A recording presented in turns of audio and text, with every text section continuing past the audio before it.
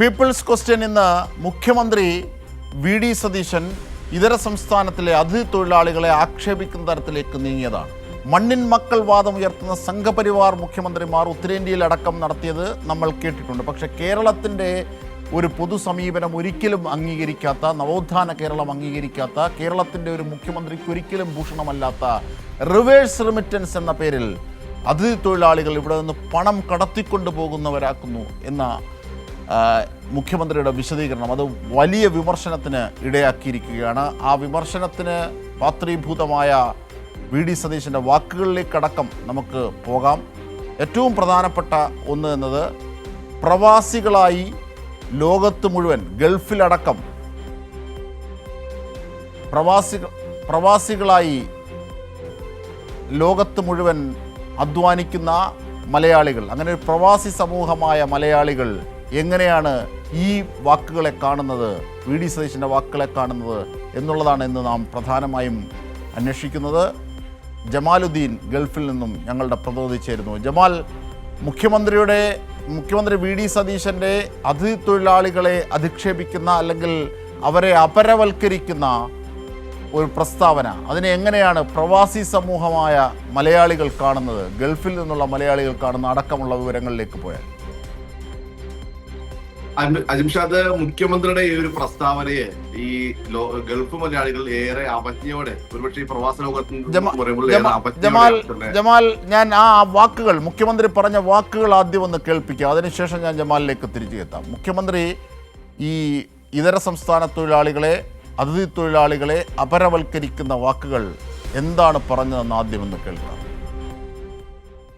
Sir, അവര് ആഴ്ചയിൽ ഒരു ദിവസം അവർക്ക് കൂലി കിട്ടുന്നത് ശനിയാഴ്ച, വളരെ കുറച്ച് പൈസയാണ് സ്പെൻഡ് ചെയ്യുന്നത്. ബാക്കിയുള്ളത് അവർ വളരെ ചെലവ് ചുരുക്കിയാണ് ജീവിക്കുന്നത്. എല്ലാം ഇതര സംസ്ഥാനങ്ങളിൽ വരുന്ന ജീവനക്കാരാണ്. ഈ പറയുന്ന ഈ തിരുവനന്തപുരത്തും അല്ലെങ്കിൽ കൊച്ചിയിലും കേരളത്തിലും സർക്കുലേറ്റ് ചെയ്യപ്പെടേണ്ട പൈസയാണ് റിവേഴ്സ് റെമിറ്റൻസ് ആയിട്ട് ഇതര സംസ്ഥാനങ്ങളിലേക്ക് പോകുന്നത്. നമ്മുടെ ഇക്കോണമിയുടെ അടിത്തറ മാന്താണ്. നമുക്ക് എന്ത് ചെയ്യാൻ പറ്റും? അതിനെ മറികടക്കാൻ പറ്റും? അവരെല്ലാം പറഞ്ഞുവിടാൻ പറ്റുമോ? പറഞ്ഞുവിടാൻ പറ്റില്ല. ജമാലുദ്ദീൻ, ഇതെന്തൊരു വാദമാണ്! അതായത് ലോകത്ത് മുഴുവൻ അധ്വാനിക്കുകയും അങ്ങനെ പ്രവാസികളായി ജീവിച്ച് കേരളത്തിലേക്ക് പണം എത്തിക്കുന്ന മലയാളികളാണ് ഗൾഫിലും അമേരിക്കയിലും അടക്കം ലോകത്തിൻ്റെ വിവിധ ഭാഗങ്ങൾ. അങ്ങനെയുള്ള മലയാളി സമൂഹത്തിൻ്റെ മുഖ്യമന്ത്രിയാണ് പറയുന്നത് അവർ ഇവിടെ നിന്ന് പൈസ കടത്തിക്കൊണ്ടു പോകുന്നു എന്ന്. ഒരു സംഘപരിവാർ മുഖ്യമന്ത്രിയെപ്പോലെ എങ്ങനെയാണ് സംസാരിക്കാനാകുന്നത്? എന്താണ് പ്രവാസി ലോകം ഗൾഫിൽ ഈ വാക്കുകളെ, മുഖ്യമന്ത്രിയുടെ ഈ പ്രസ്താവനയോട് പ്രതികരിക്കുന്നത്? അജിംഷാദ്, തീർച്ചയായും ഒരു ഭരണാധികാരിയിൽ നിന്ന് ഒരിക്കലും ഉണ്ടാകാൻ പാടില്ലാത്ത ഒരു വാക്കുകളിലെ പ്രസ്താവന തന്നെയാണ് മുഖ്യമന്ത്രി വി ഡി സതീശന്റെ ഭാഗത്തുണ്ടാകുന്നത്.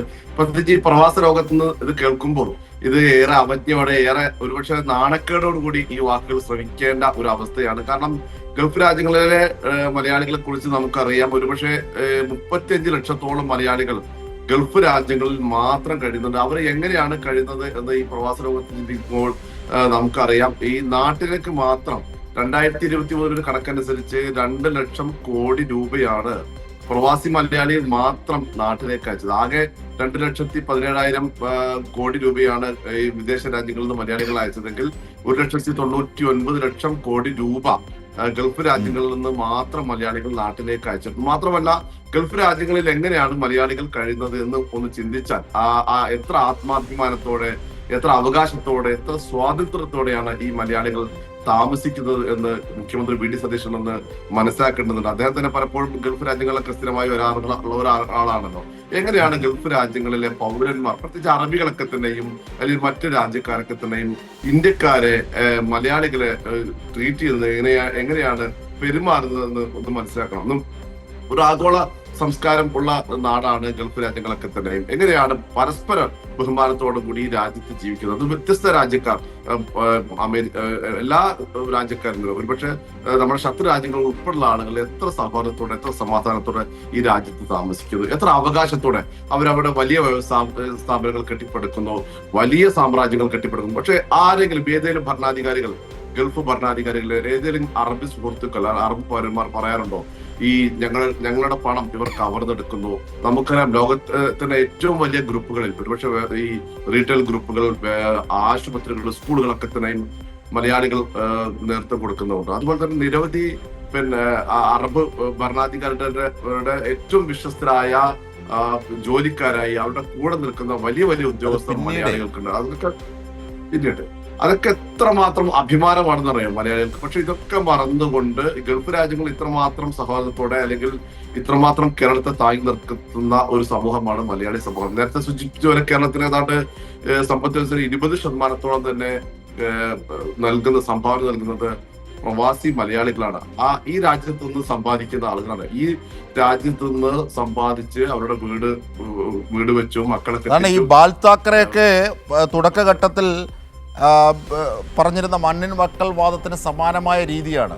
ഇവിടെ നമ്മുടെ പണം അവർ കൊണ്ടുപോകുന്നു, ഇങ്ങനെ അവർ, നമ്മൾ, നിങ്ങൾ എന്നൊക്കെ പറയുന്ന രീതിയിലേക്ക്, അത് മുഖ്യമന്ത്രിയെ പോലെ ഒരു ഭരണഘടനാ സ്ഥാപനം അങ്ങനെ പറയുന്നതിലാണ് നമുക്ക് അത്ഭുതം, അതിശയം, പ്രത്യേകിച്ച് നവോത്ഥാന കേരളത്തിൻ്റെ ഭാഗവാക്കാകുന്നത്. ഇപ്പോൾ ജമാൽ സൂചിപ്പിച്ചതുപോലെ ഗൾഫിൽ നിന്ന് ലക്ഷക്കോടി രൂപയാണ് മലയാളികൾ സമ്പാദിച്ച് കേരളത്തിലെത്തിക്കുന്നത്. അപ്പോൾ അവർ അങ്ങനെ ചിന്തിച്ചാലോ എന്ന് ഉള്ള ഒരു ചോദ്യമാണ് പ്രവാസി ലോകം ഇപ്പോൾ ചോദിക്കുന്നത്. വളരെ തെറ്റായ കാര്യമെന്ന്. മാത്രമല്ല ഇതിൽ ജമാലുദ്ദീൻ മനസ്സിലാക്കേണ്ട ഒരു കാര്യം, കഴിഞ്ഞ സർക്കാർ, അതായത് മുൻ സർക്കാർ, നമ്മൾ വാക്കുകളിൽ രൂപം കൊണ്ട അന്യത പോലെ ഒഴിവാക്കി അന്യസംസ്ഥാന തൊഴിലാളി എന്ന പദത്തെ മാറ്റി അതിഥി തൊഴിലാളികളെന്ന് പറഞ്ഞൊരു മുഖ്യമന്ത്രിയായിരുന്നു പിണറായി വിജയൻ. അവിടെയാണ് ഇപ്പോൾ വി.ഡി. സതീശനിരുന്ന് ഇത്തരത്തിൽ അപരവൽക്കരിക്കുന്നത് നമ്മുടെ സഹോദരന്മാരെ, നമുക്ക് വേണ്ടി വിയർപ്പൊഴുക്കുന്നവരെ. അല്ലേ ജമാലുദ്ദീൻ? അജിംഷാദ് ഒരു കാര്യം കൂടെ, അജിംഷാദ് അവസാനം പറഞ്ഞ അവർ അങ്ങനെ ചിന്തിച്ചാലും എന്നാണ്. പക്ഷെ ഒരു കാര്യം ഉറപ്പാണ്, വി.ഡി. സതീശനെ പോലെ ചിന്തിക്കുന്ന ഒരു ഭരണാധികാരി ലോകത്ത് വേറെ എവിടെയും ഉണ്ടാകില്ല. അതുകൊണ്ട് തന്നെ ഗൾഫ് രാജ്യങ്ങളിൽ അത്തരം അവസ്ഥ ഉണ്ടാവില്ല, അല്ലെങ്കിൽ വേറെ മറ്റ് സംസ്ഥാനങ്ങളിൽ പോലും അത്തരം ഒരു അവസ്ഥ ഉണ്ടാകില്ല എന്ന് തന്നെയാണ് ഞാൻ കരുതുന്നത്. കാരണം നമുക്കറിയില്ല, ബാംഗ്ലൂർ അല്ലെങ്കിൽ ഈ കർണാടക, തമിഴ്നാട്, അങ്ങനെ നിരവധി സംസ്ഥാനങ്ങളിൽ മലയാളികൾ ജോലി ചെയ്യുന്നു. എത്ര വലിയ സ്ഥാപനങ്ങൾ അവിടെയുണ്ട്. അവരൊക്കെ ഇത്രയും ആ തരത്തിൽ അവർ പോലും ചിന്തിക്കില്ല എന്ന് തന്നെയാണ് ഞാൻ കരുതുന്നത്.